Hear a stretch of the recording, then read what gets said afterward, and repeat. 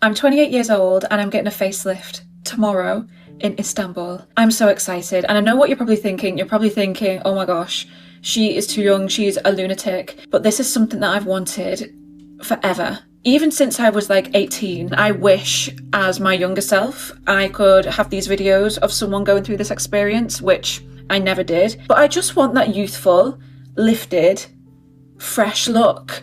And with my lips, to be honest, that is something I am quite insecure about. And I always laugh about this because people always used to joke and say that I had lips like a Simpson, and I think it really stuck with me. It sounds so stupid now, but it is something that really sticks with you. I'm just getting this lip lifted, the filtrum shortened, just to give that youthful look because I want to. I'm gonna get on this room service, order some baklava, and celebrate and prepare for surgery at 6 a.m. tomorrow. Today we're talking about plastic surgery, transparency, young facelifts, cosmetic procedure regret, surgery abroad, fillers, Botox, body image, and the side of glow-up culture that does not always make it into the before and after videos. Because more people are being honest about the work they've had done, and that honesty matters. But it also raises a bigger question. Are we becoming more transparent? Or are we slowly normalizing the idea that every insecurity needs a procedure? So a lot of you guys want to know why I got a facelift so young. So I'm going to explain to you guys the backstory. So last year I traveled to Korea and I got bone shaving, which is basically when they shave down your bone and your face kind of has like a smaller like V-line shape. It's a really common surgery in Korea, not so much like in the States. So when I got the surgery, I didn't know that my skin might not snap back into place. And after talking to people who got the surgery done, they told me that this is really common. So that's basically what happened to me. I had a lot of loose skin like on my like nasal folds and on my neck. And the reason that I decided to come to Turkey is because I wanted a brow lift just because for aesthetic reasons. And I like the way that they do mid facelift. So I only got a mid facelift. They only lifted this part of my face, it wasn't a complete facelift. I still have the folds, like the skin that was kind of like dripping from my jaw shaving, but I feel like the neck can be addressed anywhere. I feel like it's an easy procedure to get done, but when you're looking at like your eyes and your like top of your face, you really want to make sure that you go to someone that does a style that you like. Really don't get what you like, so it's so important to do your research. Frown. How are you? Can you raise your eyebrows? Can you frown? Frown. Raise your eyebrows. Frown. Raise your eyebrows. Hey, golden age. Golden age. Can you frown? What do you mean? Frown. I don't know how to. I don't know how to frown. This is a great question, a question a lot of you have, or I'm sure want to know. How much stuff have I gotten done to my whole body? So let's talk about it. So starting off, the first surgery I ever got was my boob job. I got it whenever I was 19, around 5 grand, 6, I want to say. And I don't want to hear the comments about, oh, you didn't let your body develop. They weren't coming. They weren't coming. They got lost in the mail. Both sides of my family have relatively small chests, and I have a more athletic build. I have a lot of muscle, and yeah, I knew they weren't coming, so I got them done. Then I got my nose job, which is more recent. I'm probably only like 2.5 months post-op, and I hated my nose. I wanted to change it. I don't care. People thought I looked better before, or they didn't see what I didn't like about it. I wanted to do it, so I did it. The nose job was 16,000, but that's because I got other work done under anesthesia. So I got a fat to face transplant. So he lipoed a little bit of my stomach and put my own fat into my cheeks, a little bit into my forehead because I had a really bad wrinkle, and in my jawline to make it more symmetrical. Also, I got my own fat put into my lips. So non-surgical procedures that I've gotten done. I have gotten baby Botox multiple times, cheek filler. Just because I lost a lot of weight and I lost all the volume in my face, I constantly looked sick like a skeleton.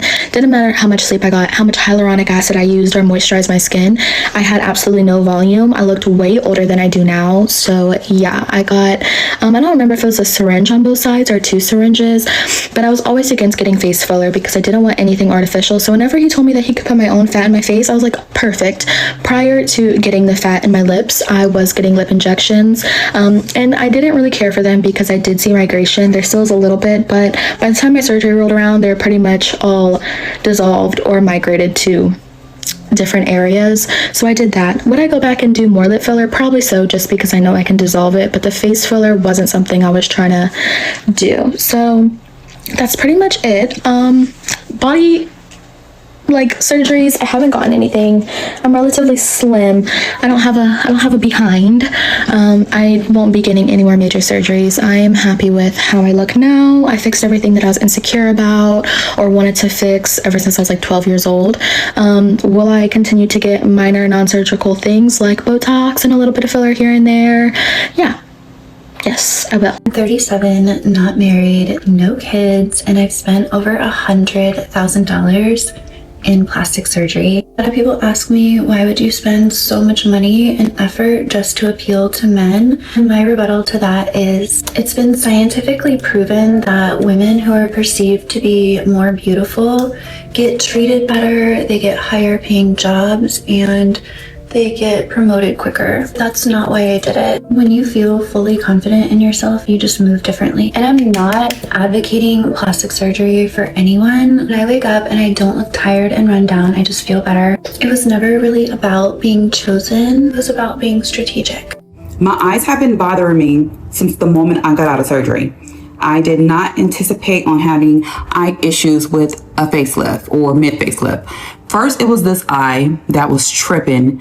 Now this one, weeks later, is tripping and it is so irritating. It just feels like something is always in my eye and I just keep rubbing it. So it doesn't hurt, it's not red, it's just more so irritating. I am about to eat these pineapples, I guess to help with swelling. And I have this, and some arnica. Hopefully this kind of helps with the swelling. Honestly, the swelling is not the part that's bothersome. It's more so of the eye issue. I anticipated on being swollen.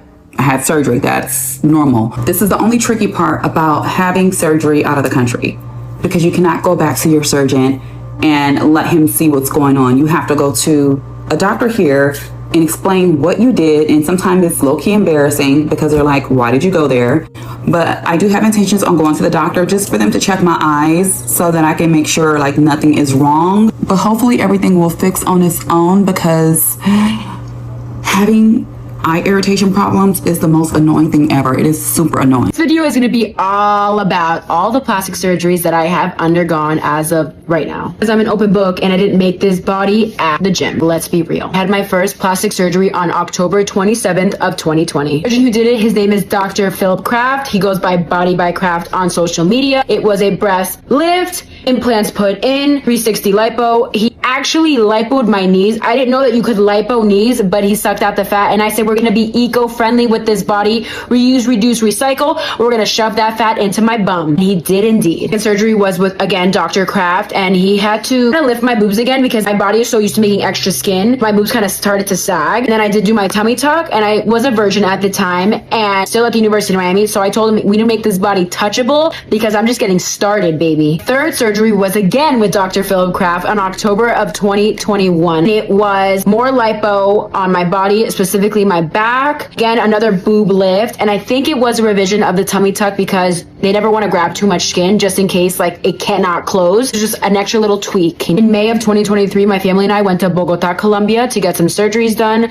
where my parents and my aunt got facelifts and I got some lipo and a fat transfer to my butt because my doctor said that my butt was uneven and we cannot have that. Dad had a little bit of a complication during his facelift surgery, so we had to stay longer. And so during that time, I was like, I really want a nose job. So I ended up getting a nose job while I was in Colombia. Last surgery, which was the worst one, was in July of 2024. I almost died. I had an inner thigh lift and a back lift with a disgusting, horrific doctor that I won't even say his name because honestly, he's trash. Basically, inner thigh incisions opened up completely and so did my back. I was rushed to the hospital, and on my birthday, I was told that if I didn't go to the hospital when I did, I would have been dead the next day because I had sepsis, which is a life-threatening infection that could literally kill you. About 4 months for my incisions in my thigh and my back to officially close, and now I just have a nasty scar and a lot of scar tissue. That's something that I'm dealing with right now.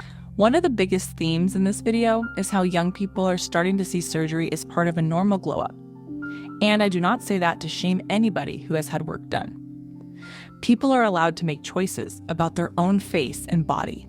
But when someone is 28 and getting a facelift, or 20 and already talking about Botox, filler, bonding, breast implants, and more procedures they still want, It shows how much beauty culture has changed. A facelift used to be something people associated with aging. Now, some younger women are talking about facelifts, mid-facelifts, brow lifts, lip lifts, fat transfers, buccal fat removal, jaw shaving, veneers, Botox, filler, and body surgeries like it's just the next step in self-improvement. And that is where the conversation gets complicated. Because on one hand, if someone has wanted something for years, researched it, saved for it, and feels better after doing it, that is their choice. But on the other hand, we cannot ignore the fact that a lot of people are starting to feel old or not enough before their face has even fully matured. One woman talks about being 28 and getting a facelift in Istanbul because she wanted a youthful, lifted, fresh look. And what stood out to me was not just the surgery itself. It was the fact that she said she had wanted it since she was 18. That is a lot to carry. Imagine being barely an adult and already believing your face needs lifting, reshaping, or fixing. And again, I am not saying she made the wrong choice for herself. But it does make you wonder what kind of beauty culture teaches young women to think about surgery before they even get the chance to grow into their face. And that is not just about one person. It is a pattern.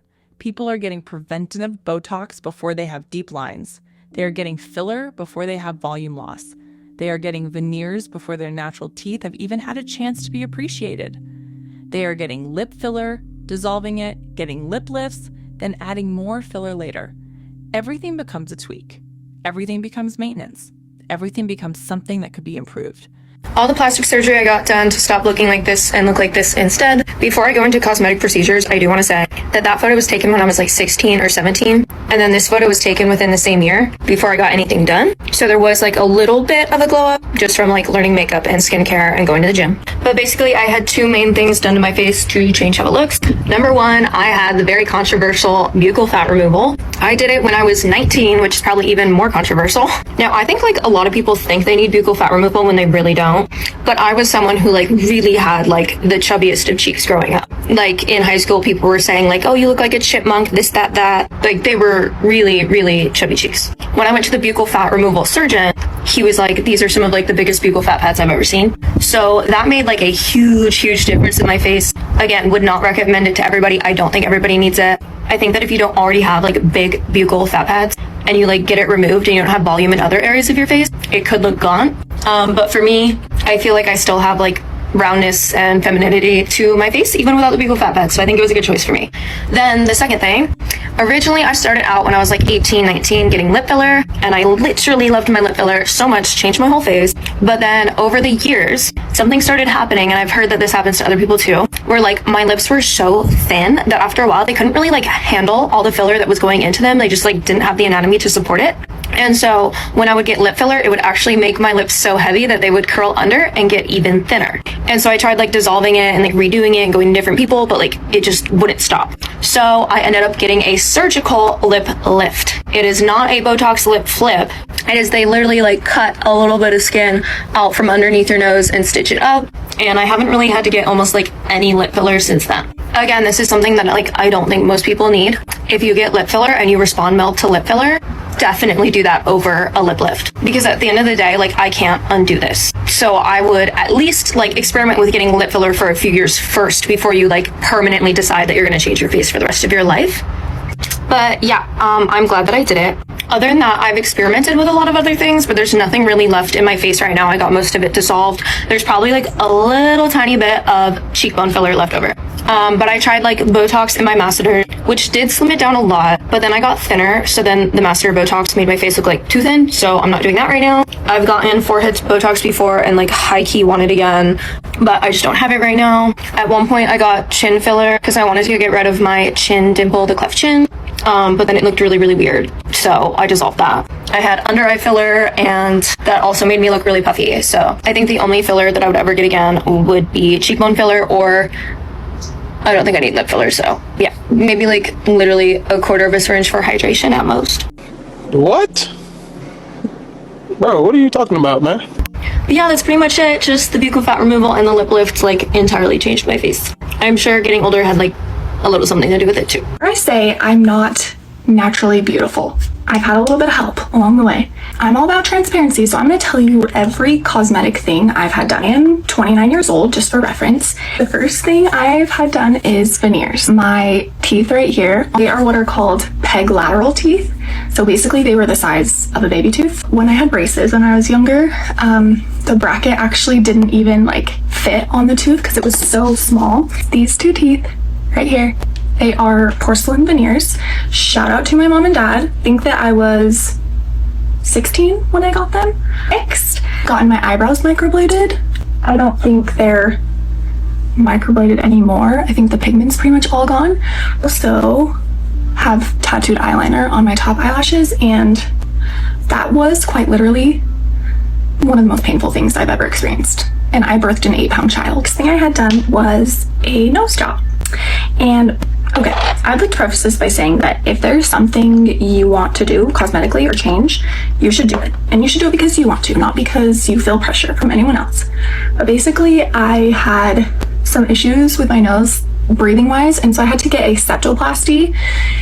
So they're already in there doing surgery, and I said, hey, Mr. ENT doctor, can you just kind of shave down this little dorsal hump that I have on my nose? And he said, I got you. He wasn't a legit plastic surgeon, he was an ENT. It was very conservative, and he literally just like shaved off a little bit of my bump right here. I still have a bump, which I kind of wanted. I wanted it to be very natural. Next, I got lip filler. I really liked it. I've gotten it done one time again since then, and to be honest, I probably don't know if I'm gonna do it again. The reason that I got it done the second time was because I felt like the filler kind of pooled up on this side of my mouth, and so I got it done again to try to correct that problem, but I don't really feel like it corrected the problem, and I just got a whole nother syringe in my lips.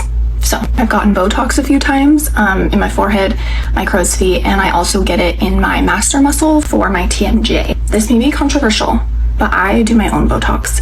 Please don't cancel me for that. And I will not be doing a tutorial, and I will not be telling you how to do it yourself because it's illegal, I think. So don't come for me. I'm not a nurse. I'm just an avid researcher. So I like purchased a textbook about anatomy of the face, and also I've gotten Botox done before by an actual professional, and so I know what spots to inject on my face. I'm not encouraging you to do this. And I just have normal skincare things I do. I do red light therapy in a mask, I microneedle, I dermaplane, I give myself chemical peels. Again, not saying you should do that, just trying to be 100% transparent. This is what I looked like before. Slay, mama. Ice. Slay. This is what I look like now. And I'm gonna tell you everything that I've gotten done to help you guys, because I wish I had somebody to tell me how to glow up. I'm very happy with everything that's going on now. The one thing I'm gonna do that's left to do is a boob job. I don't know, it's not giving much. Let's start with Botox. I've gotten Botox all over my forehead, here, just to like give it a lift. Botox here and here to make my nostrils look a little smaller. Kind of tricks the eye into making your nose seem more structured and smaller. Masseter Botox, which is here and here. Masseter Botox really slimmed my face out because it pushes the muscle down.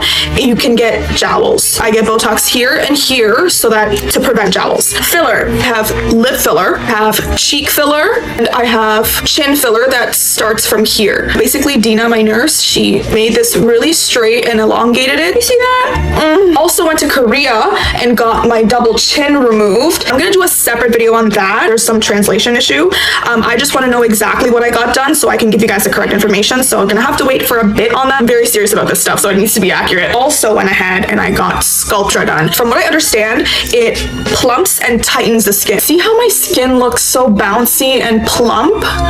Look at that. Like, that's insane, right? Like, that's actually crazy. Basically, they insert collagen seeds into the skin, and then you have to do massages. Like, so right after you get it done, you have to do massages as well to spread the seeds. Basically, like, from what I understand, it's just inserting collagen into your skin to get this tight, bouncy, plump look. I have noticed such a difference. Like, my face is more structured. I didn't have pretty privilege, but now I do. Well, something close to it. Anyways, those are all the things that I've ever gotten done on my face, and I think as influencers, it's also very important to be open and honest about the things that you've gotten done on your face. I get so many comments where people are like, wow, you look so pretty, and I'm like, girl, it's Botox and filler, I swear to God. And they're like, no, I swear, it's like, no, it's not all that. If you took all that away, no, girl, because I look like this. Another major theme is transparency. A lot of the women in this video are being very open about what they have had done. And honestly, that part is important. Because one of the most damaging things about social media is when people present a surgically enhanced face or body as if it is just skincare, water, plaudits, confidence, or good lighting. That creates comparison that is not even based in reality.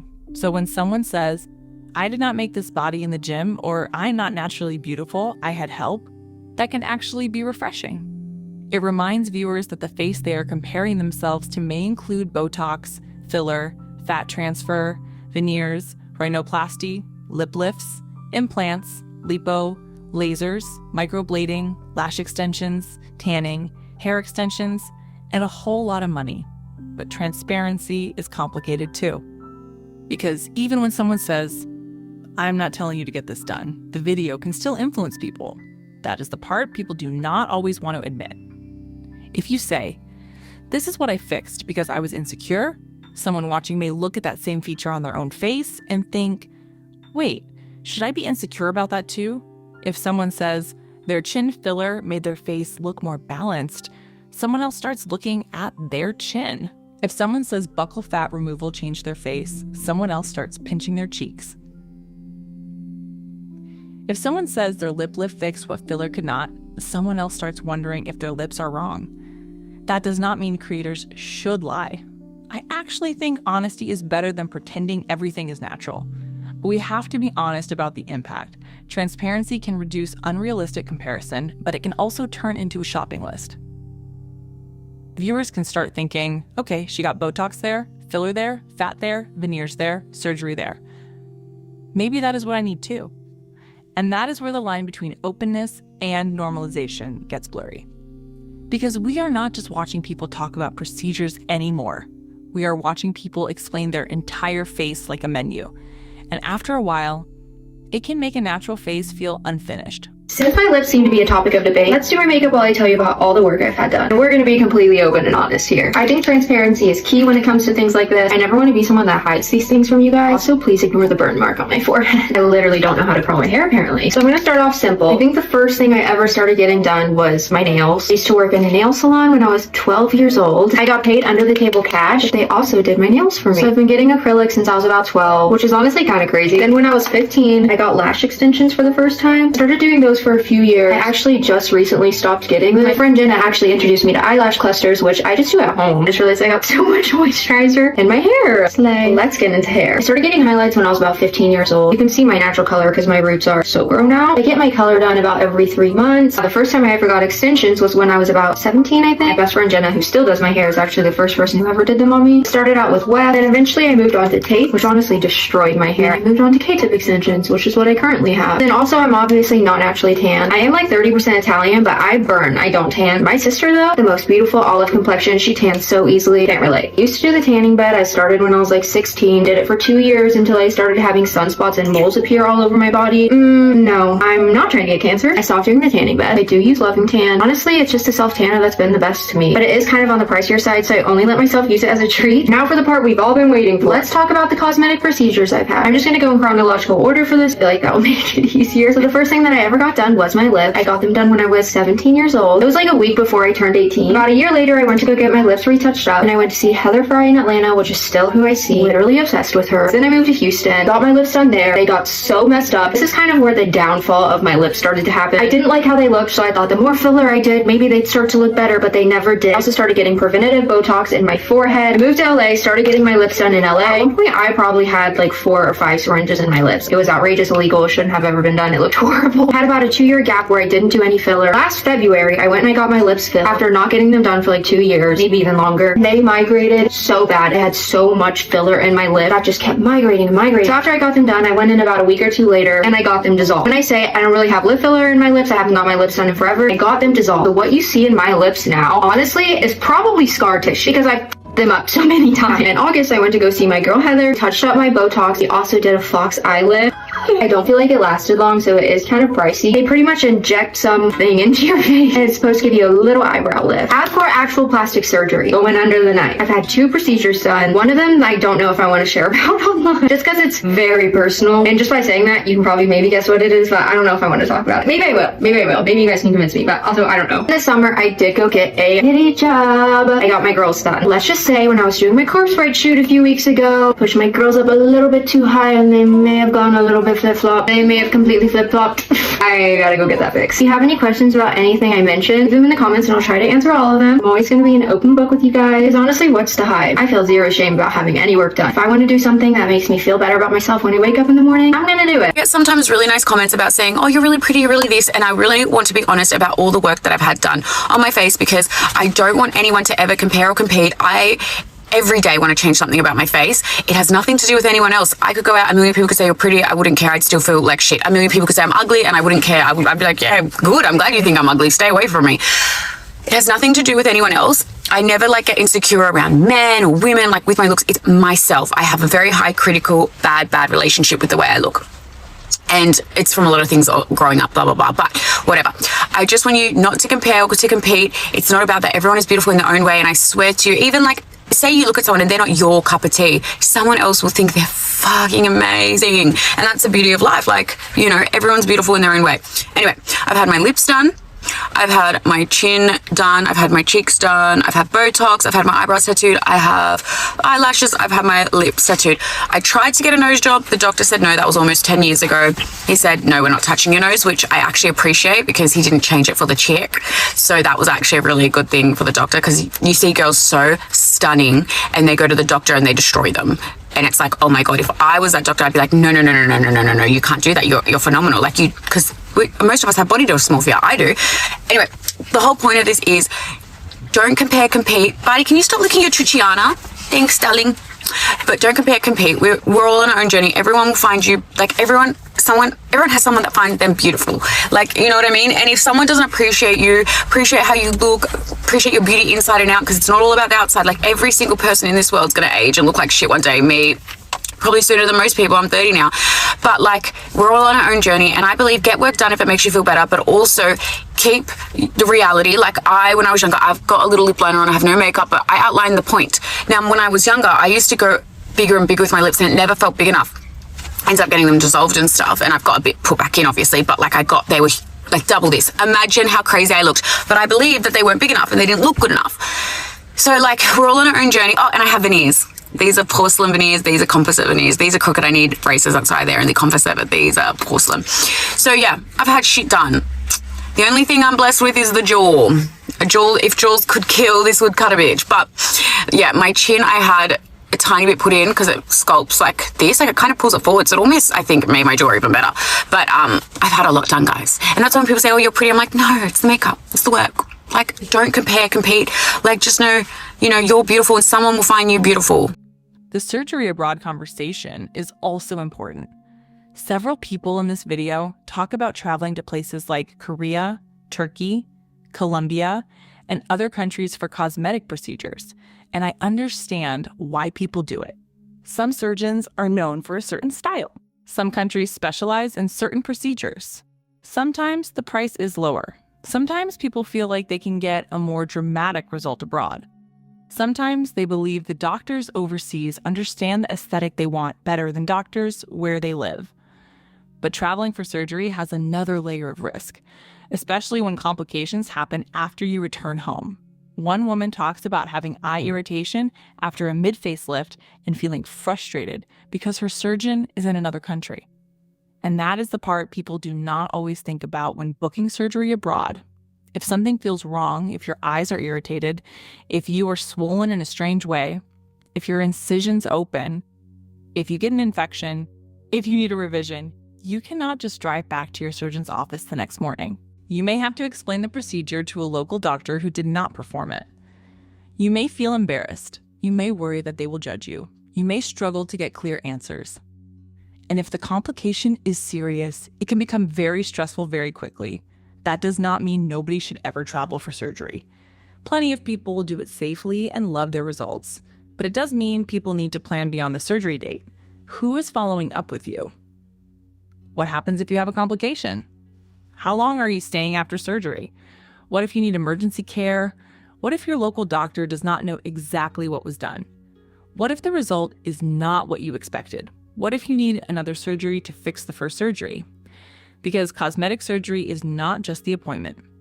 It is the recovery, the aftercare, the follow-up, and sometimes the revision. And if you are traveling across the world for a certain look, you need to think about what happens when the plane lands back home and your body is still healing. All of the work I've had done, including admitting to my plastic surgery. Clearly, I don't have an issue with plastic surgery, but I do have an issue with denying it. Okay, the very first thing I had done was just Botox, Xeomin. I started getting Botox when I was 26. Really don't get very much of it. I am still on the baby Botox dose. I still get the absolute minimum. I actually don't even get Botox anymore. I get Xeomin, which is a little bit more natural. I also only get it once every 6 months. Most people get it every 3 in my forehead and in my crow's feet. And then I get it here, even though I have no wrinkles here, just because you have to if you want to get the rest of it. But yeah, my face still moves, and it pretty much always has done. If it ever starts feeling like it's not moving, I'm out. I don't like it.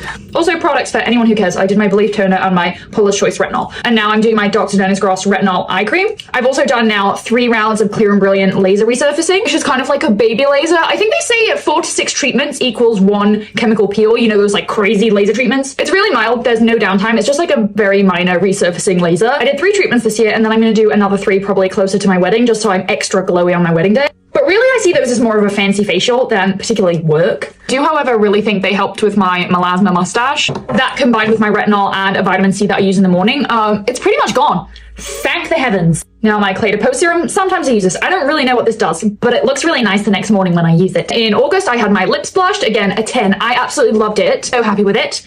Because again, it doesn't look like I have permanent lip liner or lipstick on.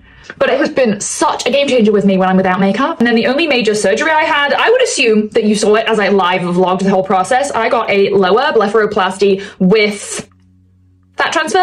I got my lower eyelids lifted. I really wouldn't say on the day-to-day I look much different. It's really just on days that I'm dehydrated or I'm tired. I look so much better now than I did before, because my eyes used to just swell up and I would look so old. I was considering getting some CO2 laser under there, because after I got the fat removed, I did have a little bit of creasing and wrinkling because I took out volume. But actually, with just a retinol eye cream and my normal skincare, it's actually corrected itself. I feel like my eye area actually looks really good now, and I don't feel like I need it. So I'm not going to do that. And I am so happy I did it, because one thing I've actually never had and I will never get is filler, because the migration with filler, especially under the eyes, scares the living shit out of me. Obviously there's some instances where under eye filler looks really, really good, and fillers in general, but it's just not for me. The only time, oh my God, I can't get this open. The only time I would ever really consider it is as I get older and I'm genuinely losing volume. In my 40s and 50s, I would get a little bit in my lips and maybe in my cheeks.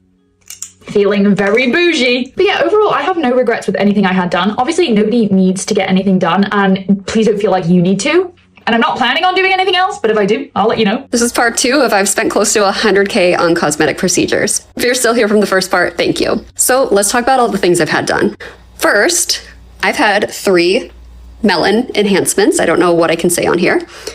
The reason I have had 3, and I will say this, if you're considering an enhancement with implants, you need to know that this is definitely not a one and done deal. You're putting devices into your body. You're going to need to replace them.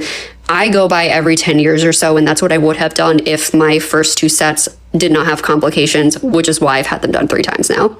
There's a lot that can happen with enhancements also. Like, what happened with me is the pockets, the first time were not tight enough and they drifted. The second time the pockets were too tight and they were scrunched up. They looked awful. Third time was a charm, because I actually went to a specialist in New York City. She was incredible, got me exactly what I wanted. And on top of the 3rd set of implants, we also did a very subtle fat transfer. She took fat from my stomach area and my sides and put it here. That's because I am really small, and I always had issues with rippling in the past because I'm small. I don't have that much fat on my body.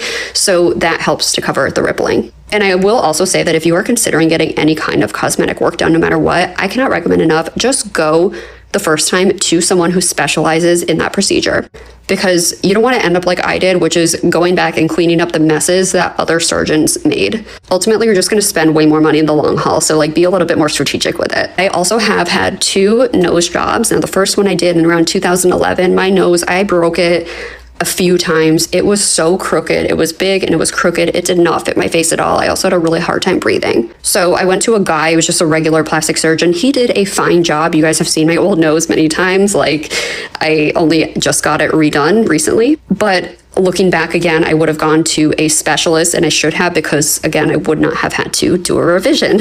So finally, September 2025, this is my most recent, I got my rhinoplasty revision. I went to one of the best rhinoplasty specialists in New York City. I paid a hefty amount of money for that, but like, I got what I paid for. It was a really gnarly procedure and recovery overall, but I am honestly obsessed with the results, and I only wish I did it sooner. And I can breathe now, so that's great.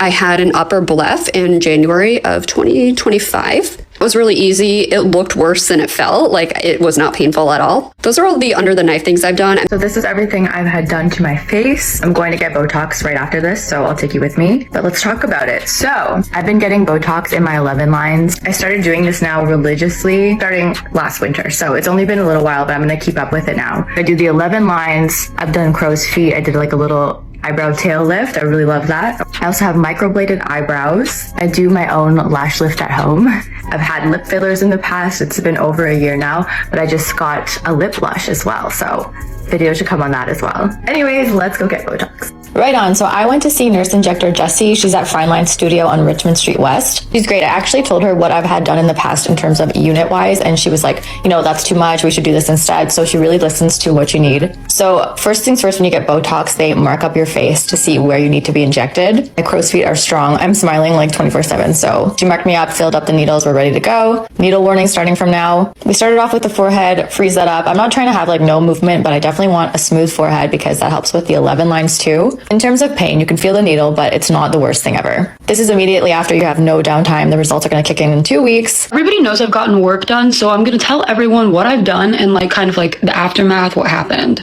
So I never got work done until January of this year. And the first thing I did was baby Botox in my forehead and my eyebrows. And that was the first time I did anything, and I was really, really scared. So I asked them for like numbing cream for Botox. That's crazy. Really well. I have no complaints. And then I also got Botox in my underarms because I would sweat a lot, and that's kind of gross. But that also worked. Other places I've had Botox is my masseters, but I got that done more recently, so you're not going to really be able to tell until like, you know, it settles. By recently, I mean like I did it like less than a week ago. Something else I did less than a week ago was I got chin filler. Now that sucked. For the first like 2 days, I literally bought like frozen peas and had them like under my jaw, around my chin. Like, I literally couldn't eat without looking crazy. And then I looked like a box. Like, I looked crazy. Have not gotten lip filler yet. I don't think I'm going to, just because like I can achieve exactly what I want to achieve with a lip liner. And the people who say lip injections don't hurt, like, that's a whole load of shit. Even with dental block and numbing cream, I still thought it hurt. Just saying. Another theme is the way surgery can become a cycle. A lot of people start with one thing. Maybe lip filler, maybe Botox, maybe a nose job, maybe veneers, maybe breast implants. And then after that one thing is fixed, something else starts standing out. The lips look better, but now the chin looks weak. The nose is smaller, but now the cheeks need more volume. The jaw is shaved, but now the skin feels loose. The weight is gone, but now the face looks hollow. The breasts are done, but now the stomach needs lipo. The lipo is done, but now the skin needs tightening. That does not mean everyone who gets surgery becomes addicted. That would be unfair. Some people get one procedure and are done. Some people are genuinely happier afterward. But the pattern is real enough that it is worth talking about. But at the same time, it is fair to ask why so many people feel like their normal features need correction. It is fair to ask why the list keeps growing. It is fair to ask why so many young women are spending thousands trying to become a version of themselves they think will finally feel good enough. And it is fair to ask whether the beauty standard is creating insecurities faster than people can heal them. Because sometimes the issue is not one person's decision. The issue is the environment that makes the decision feel necessary. These are some of the cosmetic procedures that I've had done that I completely regret. I swear they made me look a million times worse. And anytime anybody asks me about these, I have to warn them. I'm very honest about the cosmetic procedures that I've had done that I do love. Filler, Botox, breast augmentation, and more recently, veneers. Which brings me to the first thing and probably the biggest regret of mine. That is composite bonding on my teeth. I got this done when I was only 15 years old and I honestly didn't know much about it. And I also did this instead of braces. And looking back on it, I really wish I would have just gone the braces route because this caused a lot of issues for like the next 14 years of my life. Basically, composite bonding is like an added material that they add onto your teeth. So it's temporary, it's not permanent like veneers. I did really like it for the first 2 years. After that, they discolor so bad, they chip so easily, and you're supposed to get them done every 7 years. So even though it's a cheaper alternative to veneers, the amount of money that I spent fixing them from being chipped, discolored, it was miserable and honestly the biggest waste of time and money. I smiled up close, like you could see all of the discoloration. It looked horrible. So I finally got veneers last year and it was like the best thing I could have done for myself, and I'm so happy with how they turned out. This next one I know is actually super popular and I know a lot of people get it done and really like it. I personally didn't like the way it looked, and I didn't get it done initially for cosmetic purposes. I clenched my jaw really bad, so I tried out Master Botox. It definitely helped the jaw clenching a lot. However, it made my face super narrow. I got this done like 5 years ago and it honestly looked like it aged my face like 5 years. I lost all jaw definition. It just did not look good at all. And I never did it again after that. Now I just religiously wear my night guard every single night. The last one, back in the day when I was new to getting lip filler, I really wasn't being picky with my injector whatsoever. Like looking back on it, I was really just letting whoever inject my lips and I wasn't being super picky about it. I ended up getting these massive lumps in my lips that were like rock hard. I couldn't even go like that. It was so painful. So when I found my current injector, we had to just completely start over. We dissolved everything. That was a good learning experience for me. So many people want to know exactly how my mom died from her facelift. I can tell you that she was healthy. I can tell you that she did not take any meds. I can tell you that she had no history of family complication, and she was clearly not fine. I can tell you that my mom had one of the best plastic surgeons within a 10-minute drive from one of the best hospitals in the world. I can tell you that I'm from LA, a place where this happens a lot. I can tell you there was a court case, and I can tell you that there was a mistake that was made. My mom did everything right, and I'm sure when she went into her procedure, she was thinking everything of these comments. It's a small chance. It's very rare. It's not going to be me. My mom became that one. And because of that tiny statistic, I grew up without a mom. What I think might shock a lot of you guys is that I'm not against cosmetic procedures. I think that everyone should do whatever the hell they want to do with their body, and it is not up to me to judge anybody for that. Just know that when you are deciding to be cut open, there is a risk involved. I think we all have these things. When I lose the weight, when I clear up my face, when I dye my hair, then I'll be pretty, then I'll find a husband, then he'll love me. That's the point that I want to get across, because you are just enough exactly as you are right now. You don't have to change the way you look in order to go out into the world and be valued. I hope that you understand that yes, the risks are small, but the risks and statistics exist because there is a one. The regret and complication stories are the part that bring this conversation back down to earth. Because online, surgery is often presented as a transformation. It is the before photo, the recovery vlog, the reveal, the confidence, the compliments, the I finally look how I feel inside. And sometimes that is real. But sometimes surgery also means complications, infection, revisions, scars, nerve issues, eye problems, asymmetry, open incisions, sepsis, or even death. One woman talks about almost dying after an inner thigh lift and back lift when her incisions opened and she developed sepsis. Another person talks about her mother dying after a facelift, even though her mother was healthy, had a good surgeon, and was close to a major hospital. That story is heartbreaking because it reminds people that even if the risk is small, the risk is real. Statistics are not just numbers when someone you love becomes the one, and that is the part people need to sit with. A procedure can be common and still have risk. A surgeon can be reputable and still have complications. A person can do everything right and still have something go wrong. And that does not mean everyone should live in fear. But it does mean cosmetic surgery should not be treated like a casual errand. There are also smaller regrets that still matter. People regret composite bonding because it chipped and stained for years. People regret masseter Botox because it made their face too narrow. People regret lip filler because it migrated or caused painful lumps. People regret not choosing a specialist first and having to spend more money fixing the first result. Those are not life or death complications, but they still affect someone's confidence, money, and emotional well-being.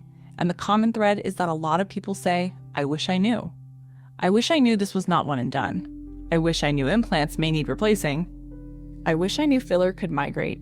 I wish I knew composite bonding needed maintenance. I wish I knew surgery abroad could make follow-up harder. I wish I knew my skin might not snap back. I wish I knew I might need more surgery after the first surgery. That is why informed consent matters so much. Not just the glamorous part, not just the price, not just the reveal, the full picture.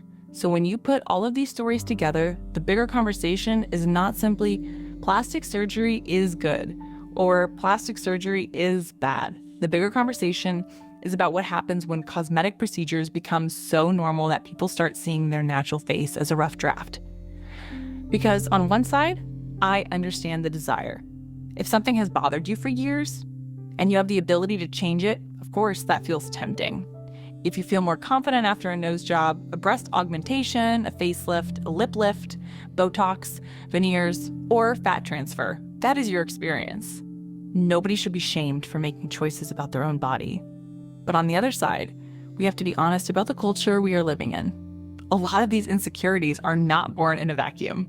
People are not randomly waking up one day and deciding their forehead, lips, cheeks, jaw, teeth, nose, breasts, eyelids, body shape, skin texture, and smile all need correction. They are absorbing beauty standards from social media, celebrities, influencers, filters, edited photos, and a world that rewards certain features more than others.